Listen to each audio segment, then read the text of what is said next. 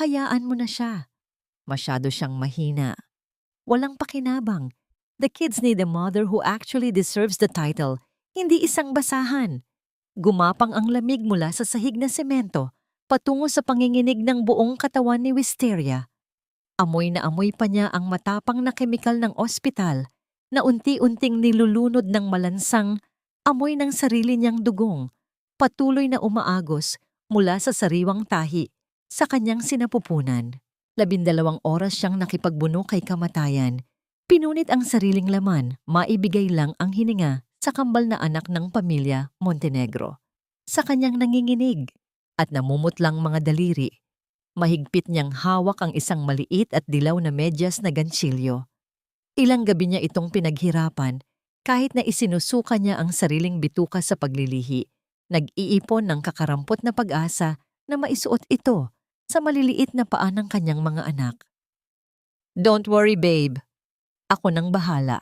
I told you, I'm more than ready to be their true mommy. At least sa akin, hindi masisira ang image ng pamilya mo."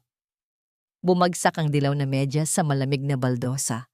Isang patak ng sariwang dugo mula sa kanyang swero ang tumulo at sumira sa matingkad na kulay nito, kasing dumi at kasing wasak ng katapatan niyang ipinagpalit sa wala. Walang sigaw na lumabas sa kanyang mga labi. Ang kalupitan ng katotohanan ay tila isang matalim na yelo na ibinaon sa kanyang lalamunan, pinapatay ang bawat hibla ng kanyang pandama. Ang kanyang sikmura ay bumaligtad hindi dahil sa sakit ng panganganak, kundi dahil sa matinding pagduduwal sa kasuklam-suklam na panlilinlang na nasasaksihan niya. Ang pambihirang hiya at pandidiri sa sarili ay bumaon hanggang sa kanyang mga buto. Nakahiga siya roon, isang lantang gulay na inubos ang dugo para sa pamilyang ito, habang ang lalaking tinawag niyang asawa ay yakap ang kanyang matalik na kaibigan, ninanakaw ang kanyang mga anak, at tinatadyakan ang kanyang pagkatao na parang isang basurahan. Panginoon, ganito na lang ba ang halaga ko? Isang makinang tagapagluwal na itatapon pagkatapos mapakinabangan? Mula sa siwang ng pinto, nakita niya ang malapad na balikat ni Rafael na yumuko upang halikan si Isabela sa noo. Ang mamahaling amoy ng sampagita perfume ng babae ay pumasok sa silid, sinasapawan ng amoy ng kamatayan, tila isang lantarang pagnanakaw sa kanyang pwesto. "Make sure the transfer goes as planned. Ayoko ng gulo. The ambulance shouldn't make it to the next hospital. Bayaran mo na yung driver." Nilamon siya ng dilim nang may puwersahang iturok ang isang hindi kilalang nurse sa kanyang ugat. Kinaladkad ang kanyang walang laban na katawan, inihagis sa loob ng isang umaalog na ambulansya.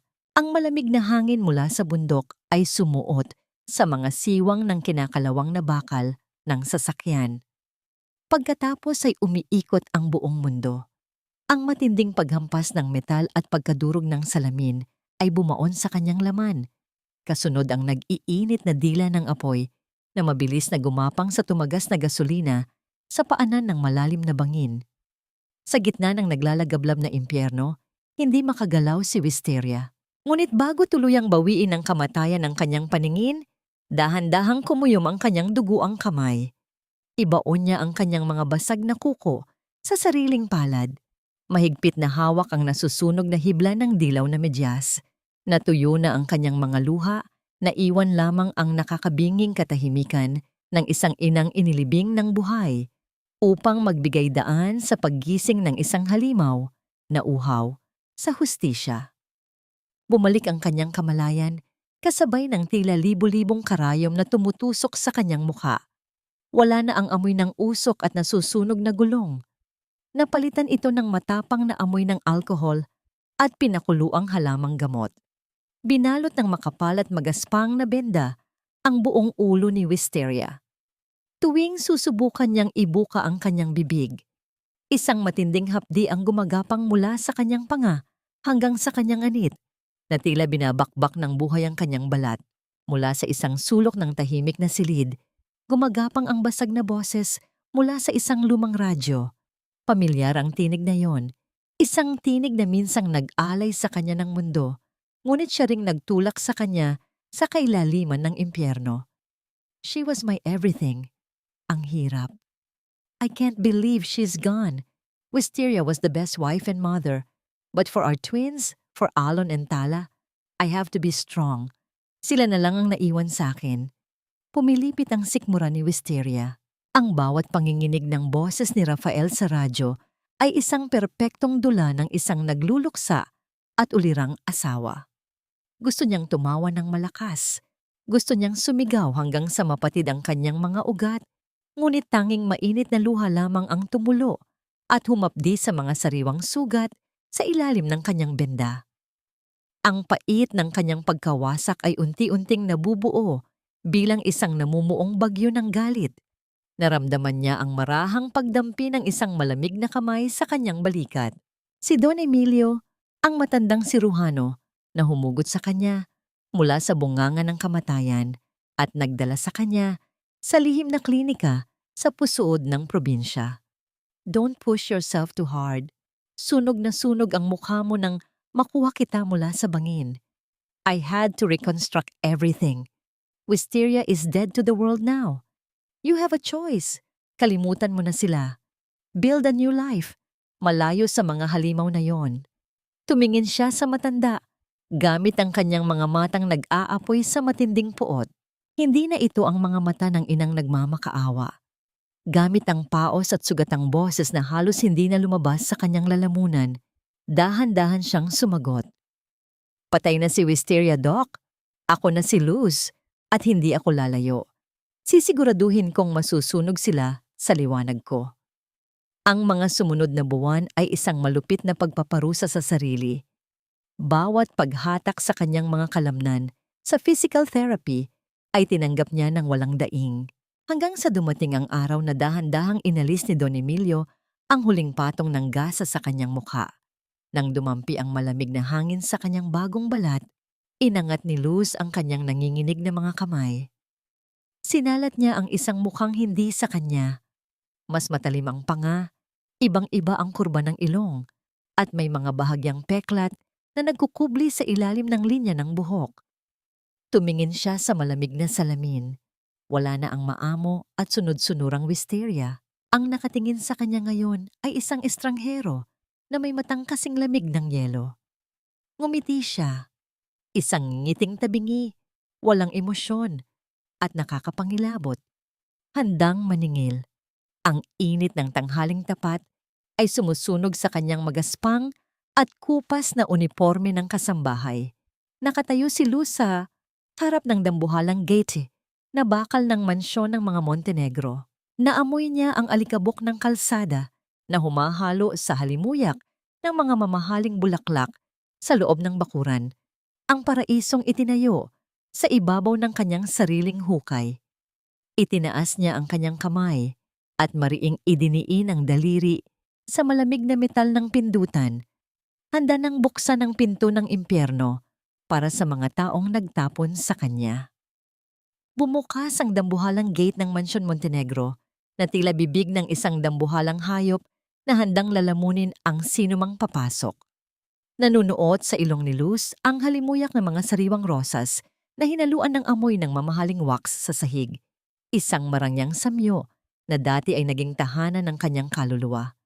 Ngunit ngayon, ang bawat hakbang niya sa makintab na marmol ay tila paglakad sa ibabaw ng sarili niyang mga bungo. You're the new maid? Be sure na gagalingan mo. Ayoko ng makalat at lalong ayoko ng mabagal. This house is for elites, hindi para sa mga katulad mong galing sa kung saan-saan. Lumabas mula sa engrandeng hagdanan si Isabela. Nakasuot ito ng isang kulay rosas na seda na kimono, ang mismong robe na regalo ni Rafael kay Wisteria noong kanilang anibersaryo. Ang haplos ng telang yon, sa balat ni Isabela ay tila isang lantarang sampal sa dangal ni Luz. Humahalimuyak din ang hangin sa paligid ng babae ng amoy ng sampagita at vanila, ang paboritong pabango ni Wisteria na ngayon ay ninakaw na rin ng kanyang kaibigan. Mariing ibinaon ni Luz ang kanyang mga kuko sa palad upang pigilan ang panginginig ng kanyang mga balikat. Hindi siya sumagot. Nanatili siyang nakayuko bilang pagpapakita ng huwad na paggalang. Why are you staring? Go to the nursery now. The twins are crying and it's so irritating. I have a live stream in 15 minutes para sa mga followers ko and I need to look perfect as the best mommy in the world. Fix their me. Naglakad paalis si Isabela habang tinitingnan ang sarili sa isang maliit na salamin ni hindi man lang sulyapan ang direksyon ng silid ng mga bata. Pumasok si Luz sa nursery. Napakalawak ng silid. Puno ng mga mamahaling laruan na gawa sa ginto at malalambot na balahibo, ngunit ang lamig na nagmumula sa aircon ay tila yelo na tumutusok sa balat. Walang init ng pagmamahal sa loob ng 4 na sulok na yon. Narinig niya ang mahina at paos na iyak ni na Alon at Tala. Nakahiga ang 2 bata sa kanilang mga kuna. Basa ang kanilang mga pisngi ng natuyong luha at halatang kanina pa, hindi napapalitan ang kanilang mga lampin. Dinaluhong ni Luz ang kalan sa kusina.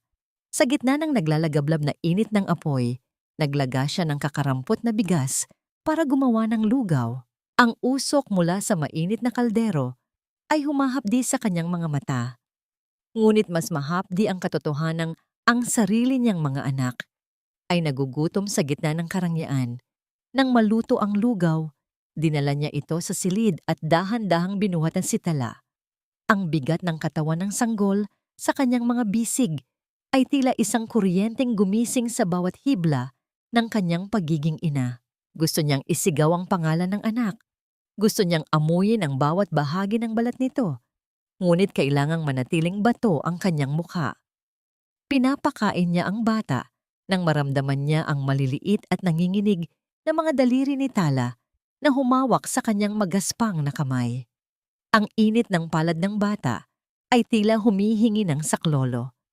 Isang mainit na luha ang hindi napigilang kumawala sa mga mata ni Luz at pumatak sa malamig na sahig. Yaya, hungry? Ang bulong ng maliit na tinig ni Alon mula sa kabilang kuna. Sa gitna ng katahimikan at ng mahinang pagsubo ni Tala, isang anino ang biglang humarang sa liwanag na nagmumula sa pinto. Narinig ni Luz ang mabibigat na hakbang ng mga sapatos na gawa sa balat ng hayop. Ang amoy ng mamahaling tabako at matapang na kolon ay bumalot sa buong silid. Sino ka?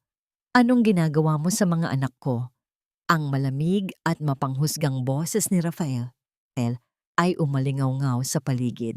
Nanigas ang buong katawan ni Luz habang ang kutsarang hawak niya ay dahan-dahang nayupi sa higpit ng kanyang pagkakahawak. Hindi kumibo si Luz. Nanatili siyang nakayuko. Ang kanyang paningin ay nakapako sa sapatos ni Rafael na kasing kintab ng isang salamin. Isang salamin na nagpapakita ng isang lalaking walang puso. Ramdam niya ang mapanuring tingin ng asawa na tila hinahalughog ang bawat hibla ng kanyang pagkatao. Ang bawat tibok ng puso ni Luz ay tila isang tambol na nagbababala ng panganib. Ngunit ang kanyang mukha ay nanatiling parang isang pader na bato. Bago lang po ako, senyor. Pinapakain ko lang po ang mga bata dahil mukhang kanina pa sila nagugutom. Ang mahinahon at paos na sagot ni Luz sa wikang Tagalog.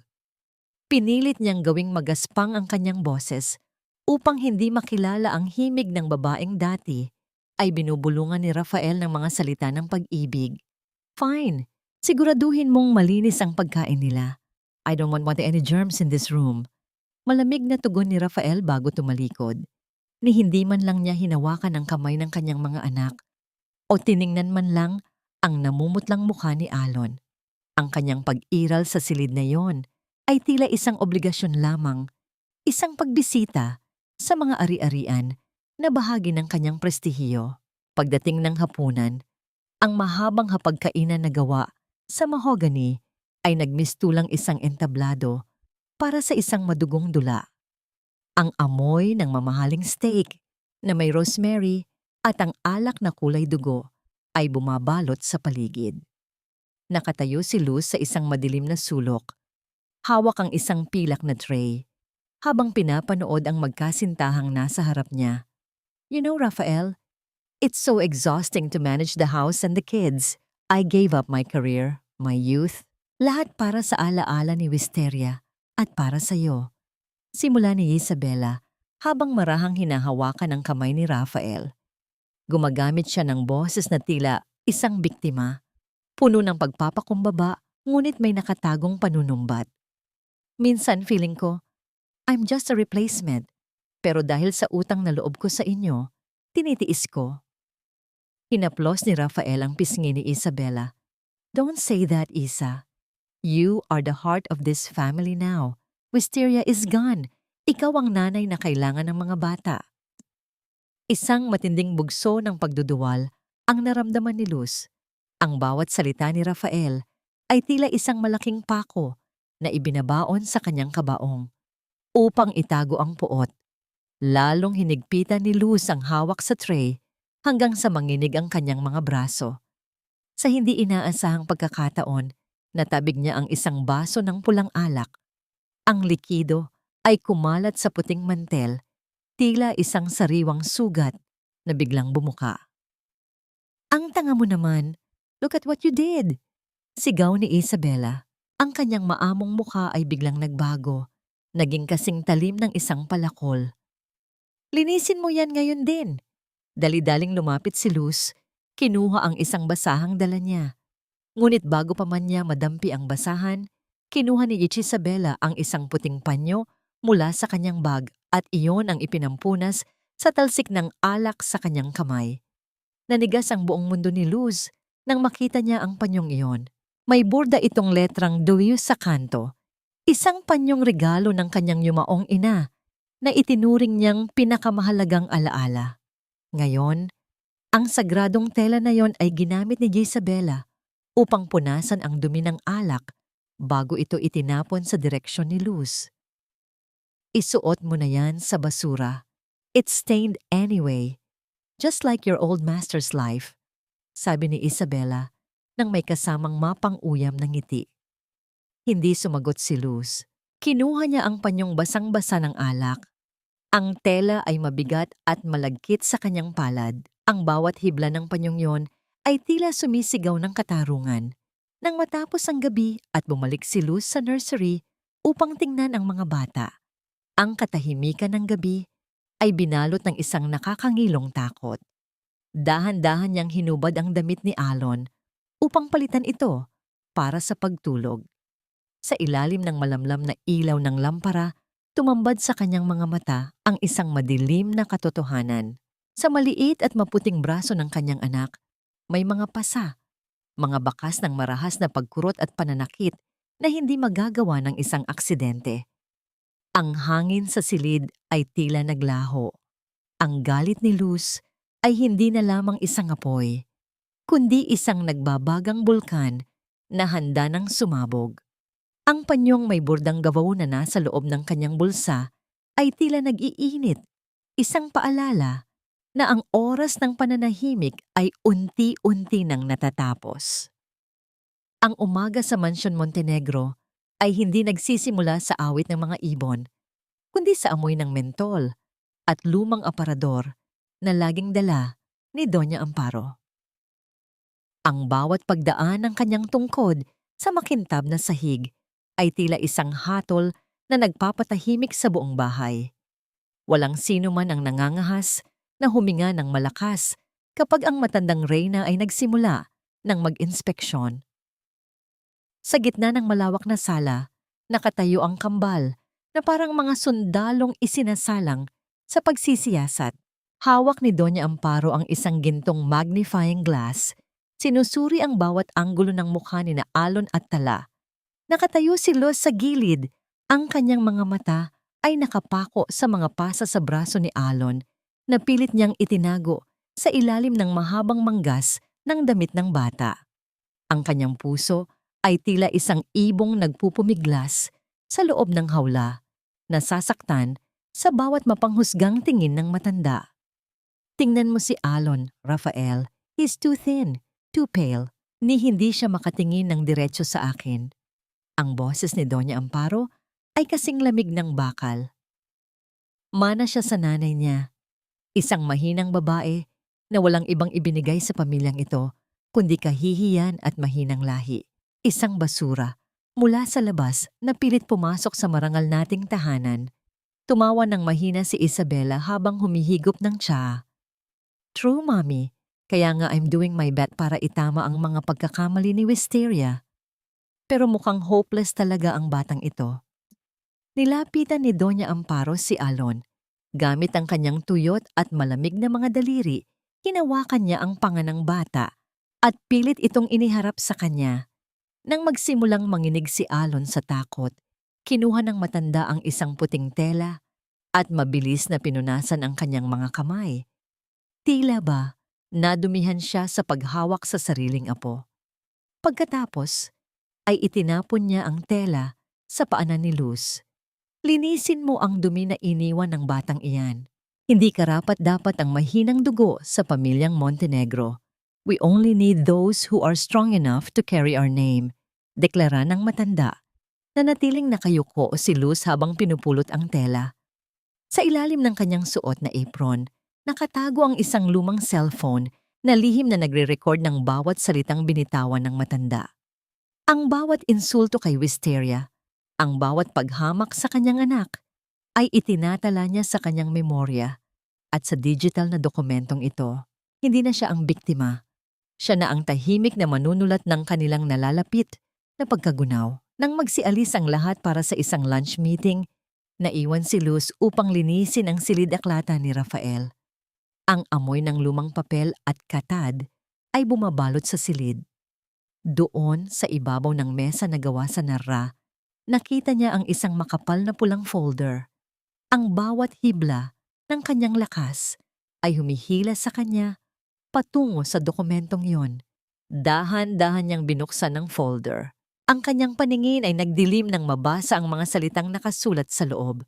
Deed of Adoption and Transfer. Sa ibaba nito ay ang pangalan ni Alon. Nakalakip din ang isang kasunduan sa isang banyagang kumpanya. 1 bilyong pisong pamumuhunan kapalit ng paglipat ng kustodya ng isa sa mga tagapagmana sa isang distinguished partner sa ibang bansa. Hindi ito adoption, ito ay bentahan. Ang sariling ama at lola ni Alon ay handang ipagpalit ang bata para sa isang kontrata. Isang mahinang kaluskos ang narinig ni Luz mula sa pintuan. Ang anino ng isang tao ay dahan-dahang humaba patungo sa kanya. Ang tibok ng puso ni Luz ay tila isang mabilis na pagtakbo sa gitna ng kadiliman.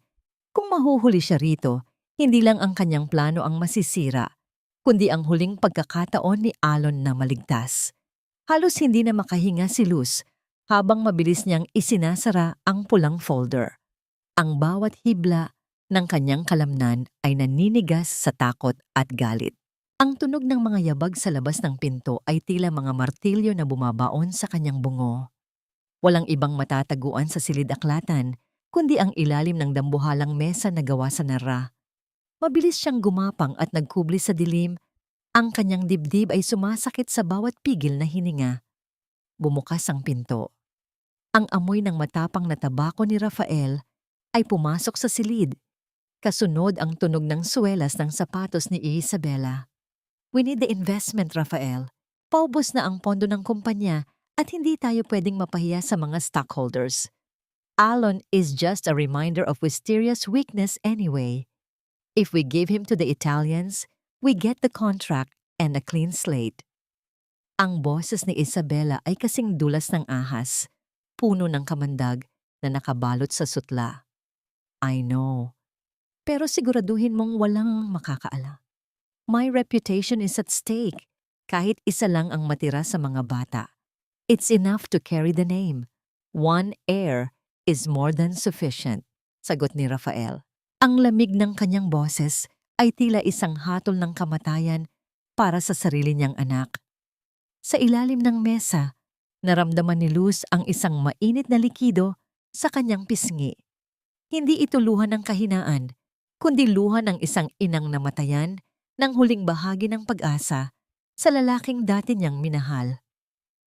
Ang kanyang mga kuko ay bumaon sa ilalim ng kahoy na narra, nag-iiwan ng mga gasgas na saksi sa kanyang lihim na panunumpa. Gusto niyang sumigaw, gusto niyang lumabas at sakali ng 2 taong nasa harap niya, ngunit pinili niyang maging bato. Lumipas ang gabi na tila isang mahabang bangungot. Nang makaalis ang dalawa, lumabas si Luz mula sa pinagtataguan at nagtungo sa nursery. Doon, naramdaman niya ang matinding init na nagmumula sa katawan ni Alon. Ang bata ay nanginginig sa taas ng lagnat, ang kanyang maliliit na labi ay puting-puti at nanunuyo. Dali-dali siyang kumuha ng palanggana ng malamig na tubig at basahan, ngunit bago pa man niya maidampi ito sa noo ng bata, pumasok si Isabela na bihis na bihis. "Anong ginagawa mo rito? Get out! I have a spa appointment and a charity gala tonight. Don't bother me with his drama. Lagnat lang yan, mawawala rin yan bukas." Asik ni Isabela habang tinitingnan ang sarili sa salamin, ni hindi man lang niya dinaluhan ang nanginginig na bata. Nanatili si Luz sa tabi ni Alon sa buong magdamag. Ang tanging liwanag sa silid ay ang malamlam na ilaw ng buwan na sumisilip sa bintana. Habang dahan-dahang pinupunasan ni Luz ang katawan ng anak, naramdaman niya ang maliit na kamay ni Alon na humawak sa kanyang daliri. Ang init ng palad ng bata ay tila humihingi ng tulong mula sa kailaliman ng sakit. "Yaya!" Bulong ni Alon sa gitna ng kanyang pagkahibang. Ang kanyang mga mata ay bahagyang bumukas, puno ng luhang hindi mailabas. "Bakit po ba? Bakit po ba parang ikaw lang ang nagmamahal sa amin? Mommy Wisa said I'm a burden. Wala na po ba si Mommy Wisteria?" Ang bawat salita ng bata ay tila isang kutsilyong humihiwa sa puso ni Luz.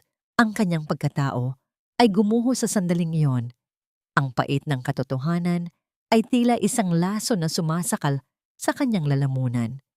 Niyakap niya ng mahigpit ang anak. Ang amoy ng lagnat at pawis ng bata ay humahalo sa amoy ng sarili niyang pait. "Nandito ang mommy, anak. Hinding-hindi ka iiwan ng mommy." Bulong ni Luz sa wikang Tagalog. Ang kanyang boses ay puno ng panginginig at pangako.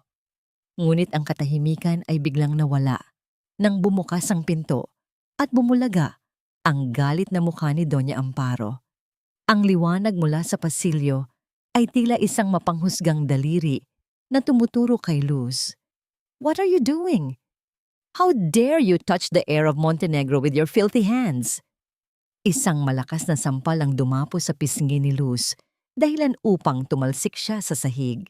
Ang lasa ng dugo sa kanyang bibig ay humalo sa alat ng kanyang galit.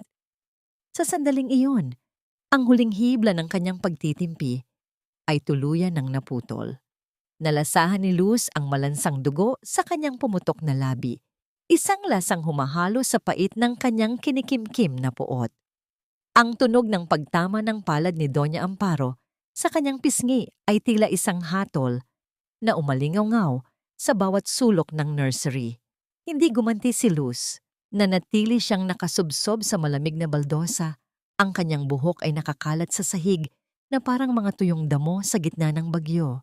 Sa bawat tibok ng kanyang sentido, nararamdaman niya ang init ng sampal, isang apoy na hindi tumutupok sa kanya, kundi nagpapatigas sa bakal ng kanyang determinasyon. "You are nothing but a common maid. How dare you whisper those lies to my grandson? Huwag mong isipin na dahil pinayagan kitang pumasok dito, ay may karapatan ka ng mag-ilusyong ikaw ang nanay nila." Ang boses ni Doña Amparo ay parang hagupit ng latigo, puno ng pandidiri. "Patawad po, senyora. Naghahalusinasyon lang po ang bata dahil sa lagnat." Ang paos na sagot ni Luz habang dahan-dahang tumatayo. Ibinaba niya ang kanyang paningin. Pinapanday ang isang mukha ng matinding kahihiyan at takot. "Parang awa niyo na po. Huwag niyo po akong paalisin. Wala na po akong matutuluyan. Kahit wala na po akong sweldo, basta hayaan niyo lang po akong pagsilbihan ang pamilya niyo."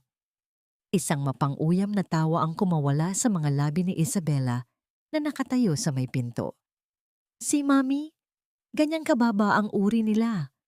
They'll do anything for a roof over their heads. Let her stay, para may tagalinis tayo ng mga dumi na ayaw nating hawakan. Just make sure she knows her place." Hinayaan nila siyang manatili sa paniniwalang sapat na ang isang sampal upang pasukuin ang kanyang espiritu. Ngunit sa ilalim ng kanyang mapagkumbabang anyo, sinimulan na ni Luz ang paghabi ng isang bitag. Sa bawat pagpunas niya ng mga mamahaling muebles, lihim siyang naglalagay ng maliliit na gamit sa pakikinig. Ang kanyang cellphone, na nakatago sa ilalim ng kanyang lumang tapis, ay naging saksi sa mga usapang hindi dapat marinig ng sinuman. Isang gabi, habang ang buong mansyon ay nababalot ng huwad na katahimikan, narinig ni Luz ang pagdating ng isang estranghero. Ang amoy ng matapang na kemikal na pampabango ng lalaki ay humahalo sa amoy ng kape sa sala. Sumiksik si Luz sa dilim ng pasilyo. Ang kanyang pandinig ay tila naging kasing talim ng isang mangangaso. "The check is ready, Rafael. 500 million pesos initial payment. Just give me the child and the documents tomorrow after the gala. My clients abroad don't care about bloodlines. They only care about a healthy heir they can mold." Sabi ng isang boses na kasing lamig ng libingan. "Everything is set. My mother and Isa already prepared Alon's papers. Sa mata ng publiko, ipapadala siya sa ibang bansa para mag-aral. No one will suspect a thing." Sagot ni Rafael. Ang tunog ng pagkakalansing ng kanilang mga baso ng alak ay tila isang pagdiriwang sa ibabaw ng bangkay ng sariling anak. Naramdaman ni Luz ang matinding panginginig ng kanyang mga kamay. Ang galit na kanina pa niya sinusubukang ikulong ay tila isang malaking alon na bumubugso sa kanyang dibdib. Sa sandaling iyon, ang kanyang hawak na walis ay unti-unting nayupi. Ang tunog ng pagkabali ng kahoy na hawakan nito ay hindi narinig ng mga tao sa sala, ngunit ito ang naging hudyat sa loob ng puso ni Luz. Hindi na siya ang kasambahay na biktima ng pang-aapi. Ang bawat hibla ng nabaling walis sa kanyang kamay ay naging simbolo ng kanyang pagpapasya. Ibinaling niya ang kanyang tingin sa hagdan patungo sa nursery, kung saan mahimbing na natutulog ang kanyang mga anak. Walang kamalayan na ang kanilang sariling kadugo ay nagtakda na ng presyo sa kanilang mga buhay. Ang katarungan ay hindi nahihintayin. Ito ay kanyang kukunin kahit pa ang buong mansyon ay kailangang maging abo. Ang buong mansyon Montenegro ay balot ng isang pekeng kislap at bango ng mga sariwang bulaklak para sa gabi ng enggrandeng gala. Amoy na amoy sa paligid ang hinalong samyo ng mga puting orkidya at ang matapang na amoy ng kemikal na pampakintab sa sahig. Ngunit sa likod ng marangyang dekorasyong ito, nararamdaman ni Luz ang bulok na hininga ng kataksilan na nagmumula sa bawat sulok ng bahay. Siya ay gumagalaw na parang isang anino, tahimik, hindi napapansin, ngunit naroon sa bawat mahalagang sandali. "Bilisan mo ang pagkuskos sa mga sapatos ko. Ayoko ng kahit anong mancha rito. This pair of heels costs more than your entire life, kaya dahan-dahan ka." Asik ni Isabela habang nakaupo sa kanyang upuang pelus. Itinapat niya ang kanyang paa sa mukha ni Luz, isang lantarang pagpapakita ng kanyang kapangyarihan. Hindi kumibo si Luz. Kinuha niya ang isang basang-basahan at dahan-dahang pinunasan ang mamahaling sapatos. Sa bawat haplos ng tela sa balat ng sapatos, naglalagay siya ng isang maliit na tracker sa ilalim ng takong nito, isang munting aparato na ibinigay ni Don Emilio. Sa kanyang isipan, ang bawat dumi na kanyang nililinis ay tila isang hakbang na naglalapit sa mga taong ito sa kanilang sariling kapahamakan. Ang pait ng kanyang nakaraan ay tila nagiging isang matalim na karayom na dahan-dahang tinatahi ang kanilang huling hantungan. Nang sumapit ang gabi at ang lahat ay abala sa pagbibihis, lihim na pumasok si Luz sa silid-aklatan ni Rafael. Ang amoy ng lumang papel at alak ay tila nanunuot sa kanyang balat. Sa pamamagitan ng isang susing gawa sa wax na kanyang pinaghirapang buuin, binuksan niya ang maliit na vault sa likod ng isang painting. Doon, mabilis niyang pinalitan ang orihinal na kontrata ng bentahan ng bata ng isang pekeng dokumento. Sa loob ng folder, isiningit din niya ang mga kopya ng DNA test at ang mga video recording na kanyang naipon sa nakalipas na mga linggo. Bumalik siya sa nursery upang silipin ang mga bata sa huling pagkakataon bago ang pagsisimula ng selebrasyon. Amoy ng gatas at bagong paligong sanggol ang bumalot sa kanyang pandama. Isang amoy na nagbibigay sa kanya ng lakas na hindi kayang tapatan ng anumang yaman. Hinaplos niya ang noo ni Alon at tala. Ang kanyang mga daliri ay nanginginig sa pagmamahal at pangako. Hindi kayo magiging biktima sa gabing ito, mga anak. Ang kadilimang ito ang magiging liwanag nyo. Bulong niya sa wikang Tagalog. Ang kanyang boses ay kasing lamig ng hanging pumapasok sa bintana. Sa labas, ang tunog ng mga instrumentong pangmusika ay nagsimula ng umalingaw-ngaw. Ang bawat nota ng biolin ay tila isang babala na hindi naririnig ng mga bisitang nakasuot ng seda at brilyante. Nagtungo si Luz sa isang tagong silid sa likod ng kusina. Doon, nakatago ang isang malaking kahon na ipinadala ni Don Emilio sa ilalim ng pangalan ng isang catering company. Binuksan niya ang kahon. Ang kislap ng isang pulang damit na gawa sa mamahaling sutla ay tumambad sa kanya. Ang kulay ng dugo. Ang kulay ng pag-ibig na naging puot. Inalis ni Luz ang kanyang maruming apron at ang kupas na uniforme ng kasambahay. Ang bawat butones na kanyang kinakalas ay tila isang kadena na pumuputok sa kanyang pagkatao. Habang isinusuot niya ang pulang damit, naramdaman niya ang init ng tela sa kanyang bagong balat. Wala na ang takot. Wala na ang pagtitiis. Ang huling hakbang ng kanyang plano ay ang pagpasok sa control room ng mga monitor. Doon, ikinabit niya ang isang USB na naglalaman ng lahat ng ebidensya ng kabuktutan ni Rafael, Isabela at Doña Amparo. Nang matapos ang lahat, tumayo siya sa harap ng salamin. Ang babaeng nakatingin sa kanya ay hindi na si Luz ang alila, kundi si Wisteria na muling nabuhay mula sa mga abo. Isang ngiti ang gumuhit sa kanyang mga labi, isang ngiting kasing talim ng isang pangil na handang bumaon sa leeg ng kanyang mga kaaway. Ang gabi ay balot ng kislap ng mga dambuhalang kristal na chandelier at ang nakakalunod na bango ng mamahaling champagne na humahalo sa halimuyak ng mga imported na liryo. Sa loob ng engranding ballroom ng mga Montenegro, ang bawat tawa ng mga panauhin ay tila isang kumpas ng kaplastikan. Ang mga kababaihan ay nakasuot ng mga telang sutla na kasing dulas ng kanilang mga salita, habang ang mga kalalakihan ay nagpapalitan ng mga pangakong nakasulat sa hangin. Sa gitna ng lahat, nakatayo si Rafael sa entablado. Ang kanyang mukha ay larawan ng tagumpay at dangal. Tonight is not just about a contract. It's about the future of the Montenegro legacy. My family has always stood for honor, for strength, and for the protection of our bloodline. Ang boses ni Rafael ay umalingaw-ngaw sa buong silid, puno ng huwad na paninindigan. Para sa aking yumaong asawa at para sa aking mga anak, we move forward.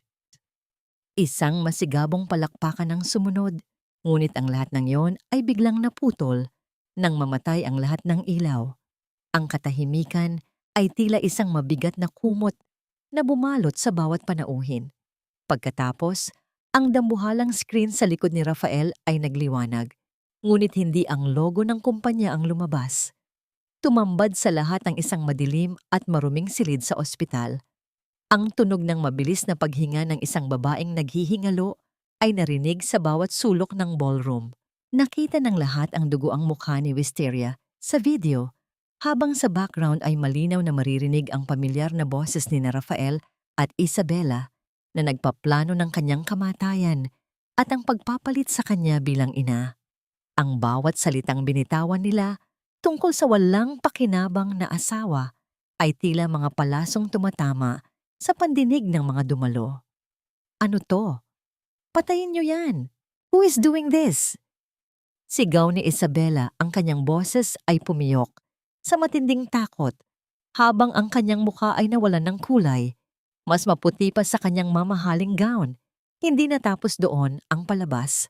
Ang sumunod na imahe ay ang dokumentong nagpapatunay ng pagbebenta kay Alon.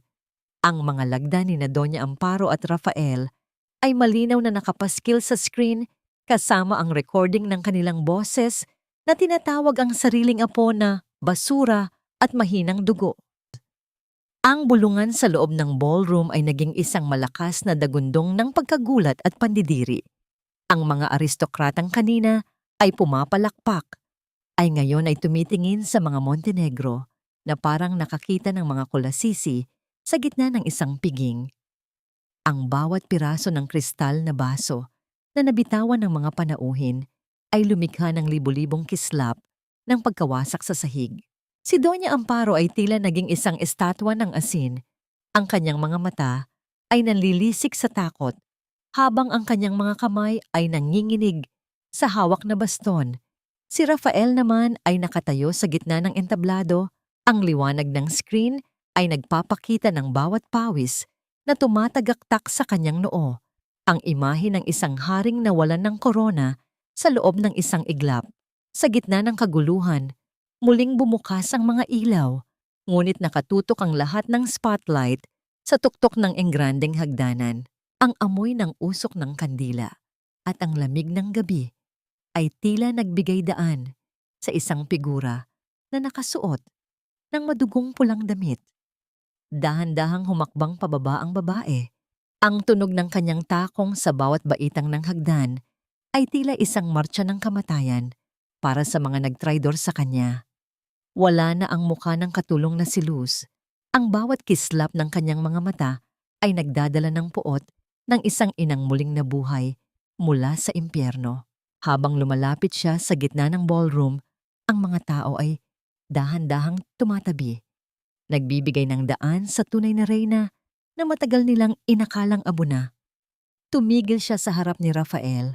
Ang kanyang nangiti ay hindi nagpapakita ng saya, kundi ng isang katarungang matagal nang nauhaw sa dugo. Ang bawat yabag ng kanyang pulang takong sa malamig na marmol ay tila isang pako na ibinabaon sa kabaong ng dangal ng mga Montenegro. Ang amoy ng mamahaling pabango sa ballroom ay biglang naging mapakla, nahaluan ng malansang amoy ng takot na nagmumula sa mga butas ng balat ni Rafael at Isabela. Huminto si Wisteria sa gitna ng bilog. Ang kanyang titig ay kasing talim ng isang pangahit na handang humiwa sa bawat kasinungalingang kanilang binuo. Rafael, you look like you've seen a ghost. Or maybe just the reflection of your own soul. Ang boses ni Wisteria ay mababa ngunit sapat na upang patahimikin ang huling bulungan sa loob ng silid. Who are you? What is this nonsense? Nanginginig ang boses ni Rafael. Ang kanyang mga kamay ay pilit na ikinukubli sa loob ng bulsa ng kanyang tuxedo. Security! Get this woman out of here! Ngunit walang security na dumating. Tanging ang nakabibinging katahimikan ng mga bisitang dati ay yumuyukod sa kanya ang sumagot. Lumapit si Wisteria kay Isabela, na ngayon ay nakasandal sa pader. Ang kanyang mga mata ay nanlilisik sa pagitan ng gulat at puot. Kinuha ni Wisteria ang isang makapal na folder mula sa kanyang pulang clutch at isinaboy ang mga papel sa harap ng babae. Ang paglipad ng mga puting papel sa hangin ay tila mga pakpak ng katarungang sa wakas ay dumapo na. The papers for Alon Isa. You were so excited to sell him, weren't you? 500 million pesos. Ganoon lang bakura ang halaga ng buhay ng anak ko sa inyo? Bulyaw ni Wisteria sa wikang Taglish. Ang bawat salita ay may dalang bigat ng 3 taong pagtitiis. Hindi totoo yan. Sinungaling ka. You're just a maid. You're nothing. Hysterical na sigaw ni Isabela. Ang kanyang mukha ay namula sa tindi ng hiya at galit. Rafael, huwag kang maniwala sa kanya. This is a setup. Ngunit hindi na nakatingin si Rafael kay Isabela. Ang kanyang mga mata ay nakapako sa mukha ni Wisteria. Ang bawat kurba ng panga, ang bawat kislap ng mga mata na inakala niyang naging abo na sa kailaliman ng bangin ay unti-unting nagbubuklod sa kanyang alaala. Isang matinding panginginig ang bumalot sa kanya nang mapagtanto niyang ang babaeng nasa harap niya ay ang asawang kanyang ipinapatay. Wisteria? No, That's impossible. Patay ka na. I saw the car. The fire. Nauutal na bulong ni Rafa. Rafael, ang kanyang mukha ay kasing puti ng papel na nasa sahig. Yes, Rafael. Wisteria died in that fire, but a mother never truly disappears. I am back to claim what is mine.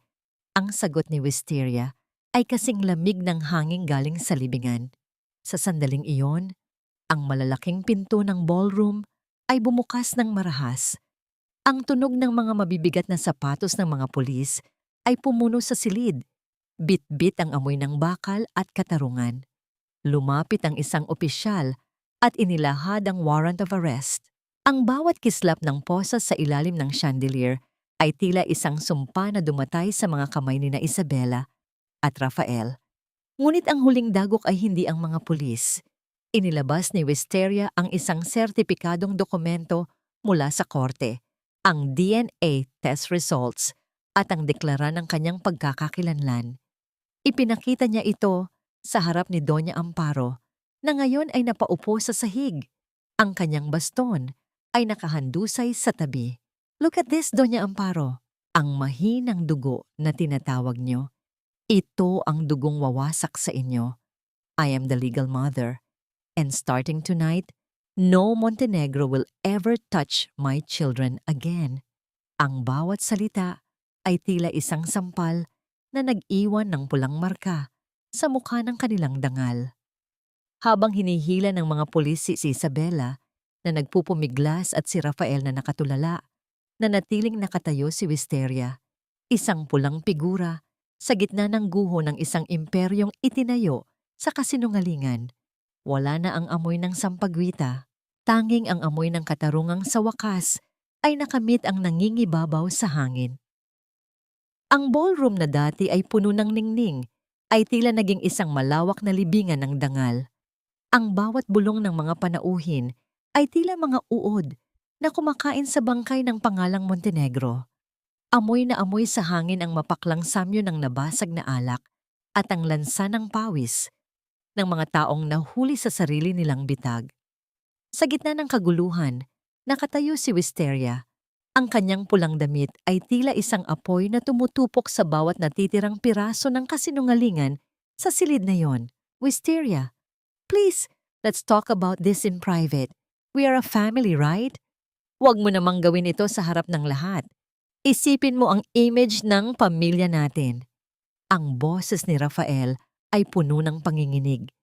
Isang desperadong pagsamo ng isang lalaking mas mahal ang kanyang reputasyon kaysa sa kanyang kaluluwa. Lumapit siya kay Wisteria, pilit na hinahawakan ng kamay nito.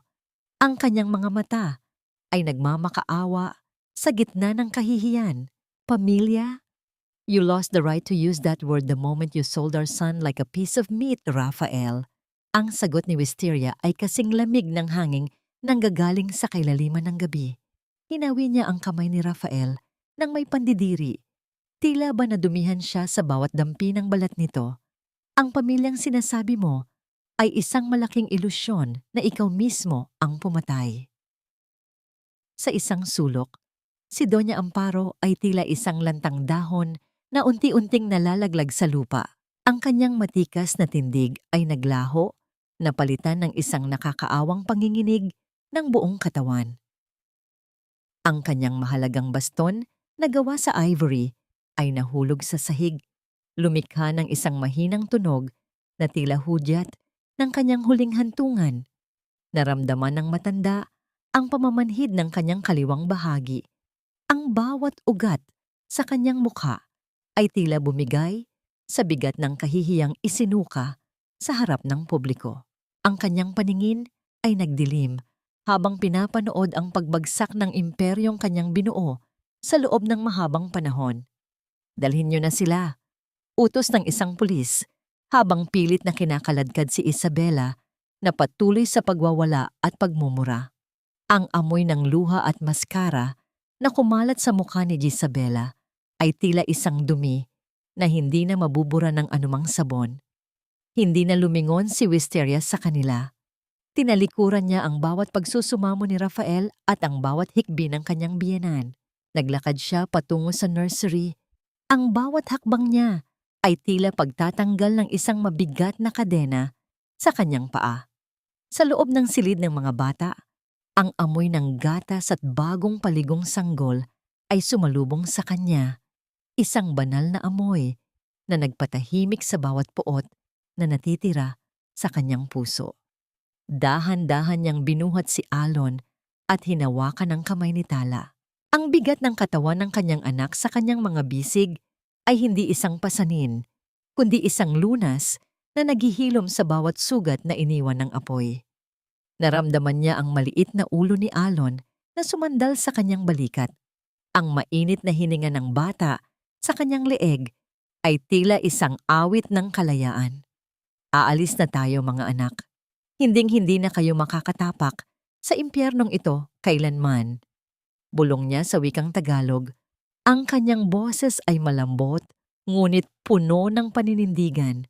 Naglakad siya palabas ng mansyon, dumaan sa gitna ng mga kristal na vasang basag-basag sa sahig at mga painting na naging saksi sa kanyang pagdurusa. Habang lumalabas siya sa dambuhalang gate, naramdaman niya ang malamig na simoy ng madaling araw na humahalik sa kanyang pisngi. Ang bawat patak ng hamog sa kanyang balat ay tila naghuhugas sa kanyang nakaraan. Sa labas ng gate, hindi na siya ang biktima, hindi na siya ang alila. Siya ay isang ina, malaya at handang harapin ang bukang liwayway kasama ang kanyang mga anak. Lumipas ang 2 taon na tila isang mahabang paghinga pagkatapos ng isang matinding pagtakbo sa gitna ng bagyo. Amoy na amoy, sa paligid ang sariwang samyo ng basang lupa at ang bango ng mga namumukadkad na mansanilya sa hardin. Ang hangin ay hindi na mabigat sa amoy ng kemikal at huwad na pabango. Ngayon, ang bawat hininga ay puno ng laya at kapayapaan. Sa gitna ng malawak na bakuran ng bahay Wisteria, isang santuwaryo para sa mga inang inapi, nakatayo ang babaeng dati ay itinapon sa apoy. Suot ang isang simpleng puting damit na gawa sa lino. Mommy, look! Alon is trying to climb the mango tree again. Ang boses ni Tala ay parang himig ng isang masayang biyolin na bumabasag sa katahimikan ng hapon. Tumakbo ang 2 bata patungo kay Wisteria. Ang kanilang balat ay tila hinalikan ng sikat ng araw, malusog at puno ng buhay. Wala na ang mga pasa sa kanilang mga braso, wala na ang takot sa kanilang mga mata. Nang yakapin ni Wisteria ang kanyang mga anak, naramdaman niya ang init ng kanilang mga katawan, isang init na nagpapalimot sa lamig ng bangin kung saan siya dati iniwan. Ang bawat halik niya sa tuktok ng kanilang mga ulo ay nagdadala ng amoy ng sikat ng araw, isang banal na samyo na vinvien na tumalo sa lahat ng pait ng nakaraan. Mula sa malayo, sa labas ng mababang bakod na kahoy ng santuwaryo, isang anino ang nakatayo. Si Rafael. Malayo na siya sa imahe ng isang makapangyarihang negosyante. Ang kanyang tuxedo ay napalitan ng isang kupas at maruming t-shirt. Ang kanyang mga mata ay lubog at balot ng matinding pagsisisi. Ang bawat panginginig ng kanyang mga kamay ay tila isang sumpa ng kawalan. Nawala sa kanya ang lahat, ang kumpanya, ang dangal, at ang tanging pamilyang tunay na nagmahal sa kanya. Naroon din ang balita tungkol kay Isabela na mabilis na tumatanda sa loob ng rehas, nawalan ng ganda at ng mga taong dati ay kalaro niya sa kasinungalingan, habang si Doña Amparo ay nananatiling nakahiga, hindi makapagsalita, bilang-bilanggo ng sarili niyang katawan. Wisteria, please, just a few minutes with them. Kahit sandali lang, let me be their father again. Ang pabulong na pagsamo ni Rafael, ang kanyang boses ay kasing hina ng tuyong dahon na nililipad ng hangin. Tumingin si Wisteria sa lalaking dati ay naging mundo niya. Wala nang galit sa kanyang puso, tanging isang malalim at malamig na awa. Lumapit siya sa bakod, ngunit hindi upang buksan ito. Ang bawat hakbang niya ay tila pagpapatibay ng pader sa pagitan ng kanyang bagong buhay at ng kanilang dumi. The ghosts of the past have no place in this light, Raphael. Ang ama ni na Alon at Tala ay namatay na kasabay ng babaeng pinatay mo sa bangin. You chose your legacy over your blood. Now, you have to live with that choice alone. Ang sagot ni Wisteria sa wikang Taglish. Dahan-dahan ngunit may pinalidad na tila isang hatol na hindi na mababago. Tinalikuran niya ang lalaking nakatayo sa labas ng kanyang paraiso. Hindi na siya lumingon pa sa anino ng kahapon. Binuhat niya si Alon habang hawak ang kamay ni Tala at dahan-dahan silang naglakad patungo sa loob ng bahay kung saan naghihintay ang mainit na hapunan at ang tunay na pagmamahal. Ang huling sulyap ng sikat ng araw ay tumama sa mukha ni Wisteria. Nagbibigay ng gintong kislap sa kanyang mga peklat na ngayon ay nagsisilbing mga medalya ng kanyang tagumpay. Ang rikay ng kanyang pagkatao ay malalim nang nakabaon sa lupa, matatag at hindi na muling mababali ng anumang bagyo. Isang ina na kailanman ay hindi mabubura. Isang inang handang maging liwanag at dilim para sa kanyang mga anak. Ang wakas ay hindi lamang isang pagtatapos, kundi isang bagong simula na puno ng pag-asa.